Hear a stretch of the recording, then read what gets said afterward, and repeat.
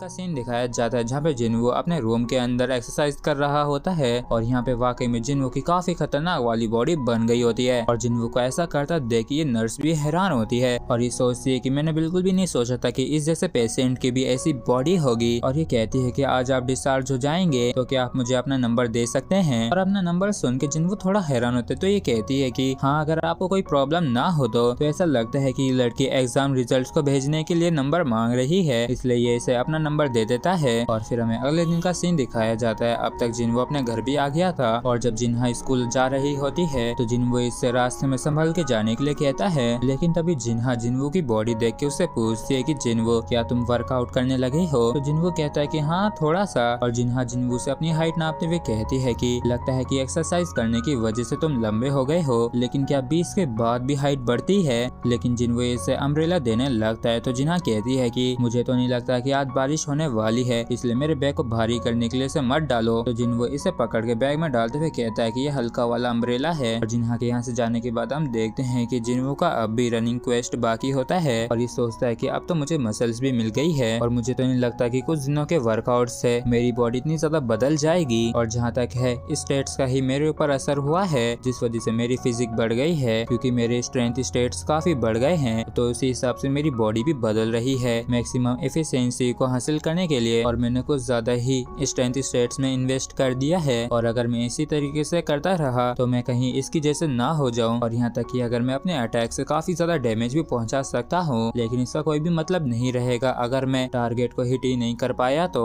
और स्ट्रेंथ और एजिलिटी एक दूसरे के साथ काफी अच्छी और कंपेटेबल रहती हैं, इसलिए अब मैं एजिलिटी के अंदर इन्वेस्ट करना शुरू करूंगा। और रही बात स्ट्रेंथ की तो जितनी ज्यादा उतना बेहतर होता है, लेकिन कई मामलों में सेंस स्टेट्स भी काफी ज्यादा यूजफुल होते हैं और सिर्फ इंटेलिजेंसी प्रॉब्लम रह गई है। और मुझे लगता है कि इसका मैजिक एबिलिटीज के साथ कुछ तो लेना देना है, लेकिन क्या मुझे सच में इसकी जरूरत है। और हम देखते हैं कि जिन्हों ने अपने सारे स्टेट्स को बढ़ा लिया होता है और तभी इसे हंटर एसोसिएशन से कॉल आता है। जैसे जिन्हों फोन उठाता है तो सामने वाला कहता है कि आखिरकार तुमने अपना फोन तो उठाया, और ये गुस्सा करते हुए कहता है कि आखिर तुम मेरे कॉल्स का जवाब क्यों नहीं दे रहे थे। तो जिन्हों माफी मांगते हुए कहता है कि मैं किसी एक्सीडेंट की वजह से हॉस्पिटल में भर्ती था। और तभी जो बंदा होता है ये कहता है कि जिन्वो मैंने तुम्हें इस वजह से कॉल किया है क्योंकि मुझे अभी तक इस महीने का रेंट नहीं मिला है और अगर तुम मुझे अभी पे नहीं कर सकते हो तो मैं काफी जल्दी घर को खाली करना पड़ेगा। जिन्वो कहता है कि हाँ ठीक है मैं काफी जल्दी डिपॉजिट कर दूंगा। और जिन्वो सोचता है कि ये जो दूसरी बार अवेक हुआ है तो अब ये और ज्यादा पैसा कमा पाएगा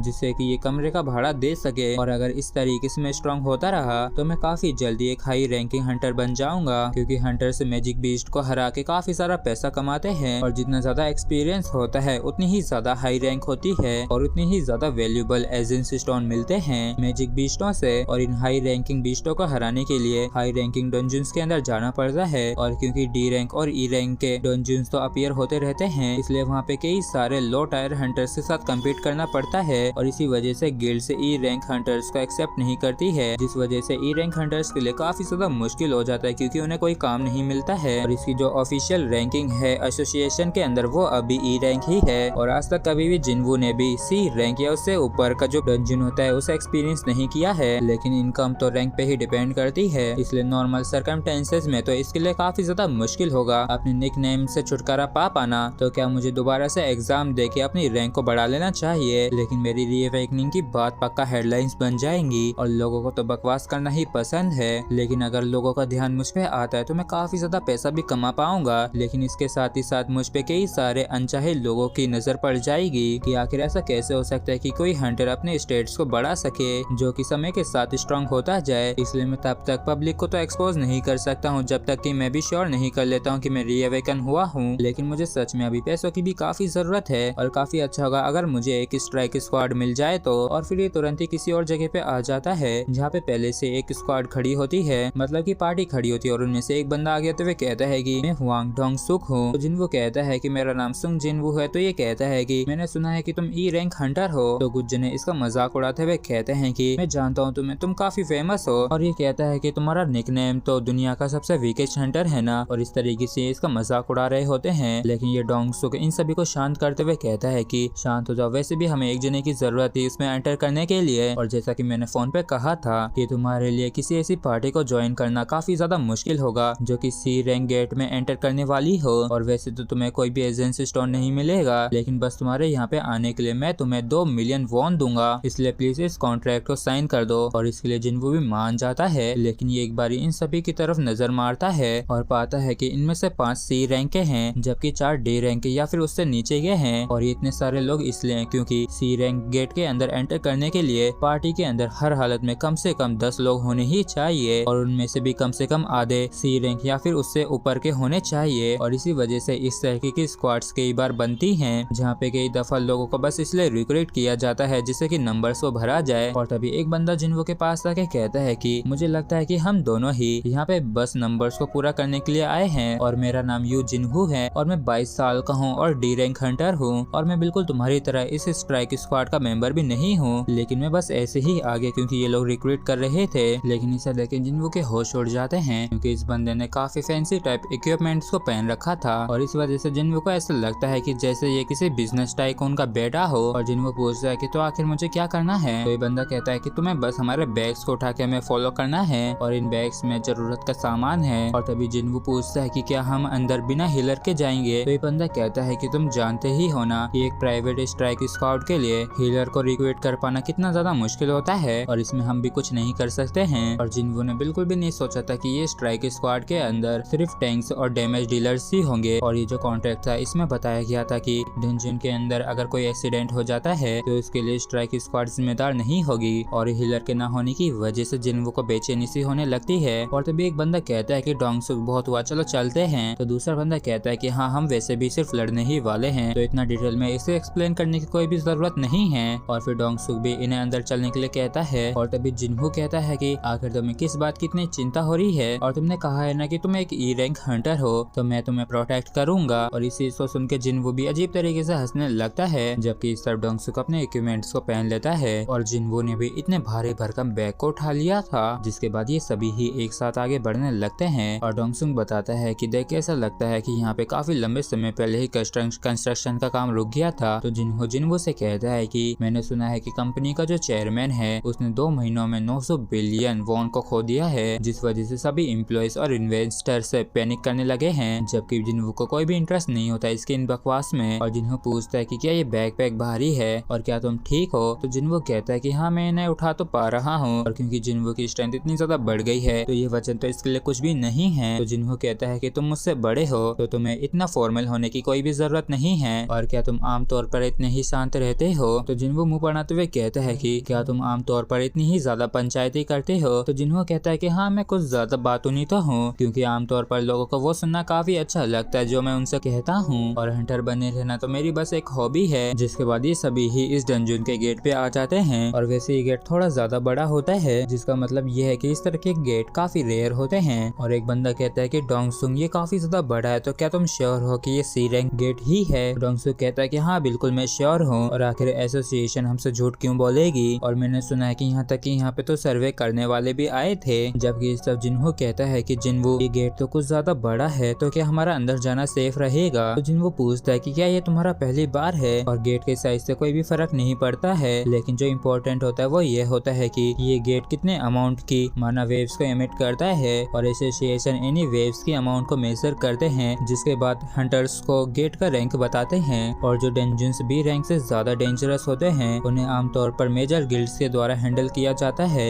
जबकि सी रैंक और उससे नीचे के डेंजन्स को ज्यादा अहमियत नहीं दी जाती है। और कुछ भी क्यों न कहो जिन्वो भी पहली बार सी रैंक गेट के अंदर जा रहा है, और डोंगसुक सभी को इसे फॉलो करके अंदर आने के लिए कहता है, और जिन्हू भी पूरी तरीके से तैयार हो जाता है। और इसे देख के जिन्वो की तो होश उड़ जाते हैं, क्योंकि जो आमतौर पर डी रैंक और ई रैंक के हंटर्स होते हैं उनके पास ज्यादा पैसा नहीं होते हैं, और वो काफी मुश्किल से ही एक वेपन खरीद पाते हैं। लेकिन इस अकेले के पास पूरा एक आर्मर है। आखिर किसी डी रैंक के हंटर्स के पास इतने अच्छे इक्विपमेंट कैसे हो सकते हैं। और इस प्राइवेट स्ट्राइक स्क्वाड को देख के जिन्वो को ऐसा लगता है कि अच्छा खासा पैसा मिलता है, क्योंकि यहाँ पे सभी के पास ही प्रॉपर इक्विपमेंट्स हैं, तो ये पक्का उन डी रैंक और ई रैंक डंजन से काफी अलग होगा जिनमें ये जाता रहता है। और मिस्टर सॉन्ग भी सी रैंक के हंटर थे, लेकिन वो बात अलग है कि वो मेज थे। और जैसे ये लोग इस डंजन के अंदर आते हैं तो काफी ज्यादा अंधेरा होने की वजह से डोंगसुक एक बंदे से लाइट जलाने के लिए कहता है, और वो बंदा तुरंत ही एनर्जी बॉल से पूरी जगह में रोशनी करने लगता है। और ये हैरान होते हुए कहते हैं कि आखिर ये कैसी जगह है, और आखिर क्यों यहाँ पे कोई भी मैजिक बीस्ट नहीं है, और तो यहाँ पे किसी भी तरीके की रोशनी नहीं है। और आमतौर पर तो डंजन्स के अंदर कई सारे ग्लोइंग स्टोन्स होते होते हैं ना। और तभी जिन्हो कहता है कि जिन्हो क्या कुछ डंजन्स के अंदर मैजिक बीस्ट नहीं होते हैं, लेकिन जिन्हो इससे शांत रहने के लिए कहता है क्योंकि ये कुछ चीजों को सुनने की कोशिश कर रहा होता है। और यहाँ पे जो ग्लोइंग स्टोन्स नहीं है, तो इसका मतलब ये है कि इस डंजन के जो मैजिक बीस्ट्स हैं उन्हें अंधेरा ही पसंद है। और जिन्हो भी थोड़ा परेशान होते हुए कहता है कि ऐसा नहीं है कि यहाँ पे कोई मैजिक बीस्ट नहीं है, बल्कि वो लोग अभी तक बस सामने नहीं आए हैं। और जिन भी डंजन्स के अंदर पूरा अंधेरा होता है तो इंटेलिजेंट बीस्टों के लिए वहाँ पे सरवाइव करना काफी मुश्किल होता है। लेकिन अगर वो बीस्ट अंधेरे में सरवाइव कर सकते हैं तो मतलब कि उन्हें अपनी नजरों के ऊपर निर्भर नहीं होना पड़ता है। और जो अंधेरे में ग्रुप में रहते हैं वो तुरंत ही अटैक कर देते हैं जब वो लाइट को देखते हैं। और तभी जिन्हो को आवाज सुनाई देने लगती है और ये चिल्लाते हुए कहता है कि यहाँ पे इंसेक्ट टाइप बीस्ट्स हैं। और तभी एक बंदा कहता है कि क्या हम एक एंट हिल के अंदर हैं, तो दूसरा कोई कहता है कि हमें डराना बंद करो। और एक बंदा कहता है कि आवाज से तो ऐसा लगता है कि वो हमारे काफी करीब हैं, लेकिन आखिर क्यों हम उन्हें नहीं देख पा रहे हैं। और वैसे भी यहाँ पे तो कितनी सारी गुफाएं हैं। डोंगसू क्या तुम्हें कुछ दिखाई दे रहा है, जिस पर डोंगसू मना कर देता है कि मुझे कुछ भी नहीं दिखाई दे रहा है। और तभी जिन्हो चिल्लाते हुए कहता है कि ऊपर देखो, मतलब कि जो इंसेक्ट टाइप बीस्ट हैं ऊपर से आने वाले हैं। और इस चीज को देख के जिन्हो कहता है कि जिन्हो मेरे साथ ही रहना। और तभी हम देखते हैं कि काफी सारी एंट्स इन्हीं की तरफ आ रही होती हैं और इनकी संख्या वाकई में काफी ज्यादा होती है। और इनके पास आते ही मेज तुरंत ही काफी खतरनाक अटैक कर देता है, जिसके बाद डोंगसुक भी इनका सामना करने के लिए तैयार हो जाता है। और ये चिल्लाते हुए कहता है कि डैमेज डीलर आखिर तुम किस चीज का इंतजार कर रहे हो। जिसके बाद ये सभी ही एक एक करके इन सभी एंट्स को मारने लगते हैं। और इन सभी को इस तरीके से लड़ता देख के जिन्हो मन में कहता है कि ये सी रैंक हंटर्स तो काफी इम्प्रेसिव हैं और वाकई में इनका कोऑपरेशन तो काफी बढ़िया है। और अब मुझे समझ में आ गया है कि आखिर क्यों स्ट्राइक स्क्वाड अपने साथ हीलर को क्यों लेके नहीं आई है। और इस स्क्वाड का जो लीडर हुआंग डोंगसुक है वो एक टैंक के रूप में काफी अच्छा काम कर रहा है और डीलर्स की भी काफी अच्छी टाइमिंग है। और लगता है कि ये लोग एक टीम के रूप में काफी लंबे समय से काम कर रहे हैं, शायद इसलिए क्योंकि इन लोगों को हीलर के साथ फाइट करने की आदत नहीं है, लेकिन तब भी इनका अंदाज थोड़ा खतरनाक है। और यही बात जिन्हो की, तो इसके फैंसी इक्विपमेंट ने इसकी स्किल्स की कमी और एक्सपीरियंस की भरपाई कर दी है। और वाकई में यहाँ पे सभी लोग ही काफी अच्छा काम कर रहे हैं। और जैसे एक एंट जिन्हो के पास आती तो जिन्हो उसे बड़ी ही आसानी से मार देता है। और अब सच में इसका दिमाग भी काफी ज्यादा खराब होने लगा था। और डोंगसुक कहता है कि इसके बाद भी क्या तुम लोगों का यहाँ से जाने का प्लान है, और ये डंजन और भी ज्यादा घेरी हो सकती है, इसलिए सभी लोग पहले थोड़ा सा आराम कर लो और सभी एसेंस स्टोन को इकट्ठा कर लो, जिसके बाद हम इन 9 जनों में बांट लेंगे। और फिर डोंगसुक जिन्हो के पास आके कहता है कि तुमने हम सभी को आगाह करके बचा लिया था, लेकिन आखिर तुम्हें पता कैसे चला कि ये बीस्ट हमारे ऊपर से अटैक करेंगे। जबकि जिन्हो सोचता है कि मैंने जितना सोचा था उससे ज्यादा सेंस स्टेट से मायने रखते हैं। और ये कहता है कि मुझे बस ऐसी फीलिंग आई थी। तो डोंगसुक कहता है कि तुम्हारे इंस्टिंक्ट काफी अच्छे हैं और मुझे काफी खुशी होगी अगर चीजें सारी ऐसी ही अच्छी तरीके से हो जाएं, लेकिन मैं उम्मीद करता हूँ कि तुम्हें तुम्हारे इंस्टिंक्ट की वजह से ज्यादा परेशानी ना हो। और तभी वो मेज डोंगसुक को अपने पास बुला लेता है और कहता है कि इस बीस्ट के ऊपर जख्म तो देखो, ये कोई स्वॉर्ड के जख्म नहीं लग रहे हैं, मतलब कि इसके ऊपर हम में से किसी ने भी अटैक नहीं किया है। और ये जो जले हैं ये मैजिक की वजह से भी नहीं हुआ है। और ऐसा दिखता है कि इनकी ऐसी हालत किसी और के द्वारा की गई है और ऐसा ही सारी जगह पे हो रखा है। तो डोंगसुक कहता है कि आखिर हमसे लड़ने से पहले इनके टुकड़े टुकड़े कैसे हो सकते हैं, क्या ये बीस्ट अपनी टेरिटरी के लिए एक दूसरे से ही लड़ रहे थे। तो फिर इसका मतलब ये है कि यहाँ पे ऐसे भी बीस्ट जो कि इससे ज्यादा ताकतवर हों, क्या वो बॉस हो सकता है। और इस चीज को सुन के डोंगसुक मुस्कुराने लगता है और ये ईविल तरीके से मन में कहता है कि इससे तो पैसों की खुशबू आ रही है। और इन सब की तरफ से ये जो बैड फीलिंग आ रही थी इसे जिन्हो भी नोटिस कर लेता है और ये कहता है कि जिन्हो तुम्हारी स्वॉर्ड और शील्ड काफी महंगी है ना। तो जिन्हो कहता है कि हाँ बिल्कुल, क्योंकि मेरी फर्स्ट रेड है इसलिए मेरे फादर इन्हें मेरे लिए लेके आए थे। तो जिन्हो कहता है कि मैं श्योर तो नहीं हूँ, लेकिन मुझे लगता है कि आपसे तुम्हें काफी केयरफुल रहना होगा। और इन लोगों में से जिन्हो को धोखेबाजी की फीलिंग आ रही होती है, जैसे कि ये लोग इन दोनों के लिए ही